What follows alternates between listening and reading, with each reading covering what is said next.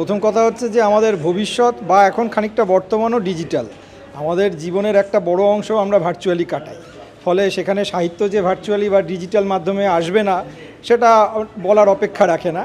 এবং একটা বড় সাহিত্যের পরিসর হয়ে উঠেছে ডিজিটাল মাধ্যম এবং সংবাদ প্রতিদিন তাদের যে ডিজিটাল যে প্ল্যাটফর্মটা, সেখানে আমিও নিয়মিত লেখালেখি করি এবং দেখি সেখানে খবর পরিবেশন বা বিভিন্ন রকমের অন্যান্য লেখালেখির সঙ্গে সঙ্গে যে সাহিত্যের একটা বড় ভূমিকা বরাবরই সংবাদ প্রতিদিন তাদের প্রতিষ্ঠার সময়কাল থেকেই খুব ভালো মতো একটা জায়গা করে নিয়েছে, সাহিত্য চর্চার ক্ষেত্রকে অনেক বড় করেছে এবং ডিজিটাল মাধ্যমেও সে কোনোভাবেই পিছিয়ে নেই। সে সমানভাবে একই তালে সাহিত্যকে খুব গুরুত্ব একটা জায়গা দিচ্ছে।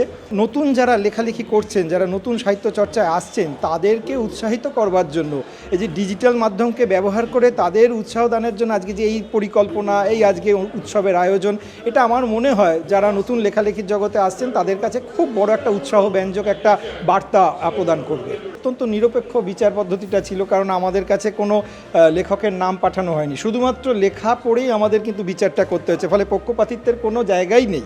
এটাকে আমি প্রথম কথা বলবো, ধন্যবাদ জানাই সংবাদ প্রতিদিনকে যে এই মাধ্যমটাকে, এই পদ্ধতিটাকে বেছে নেওয়ার জন্য।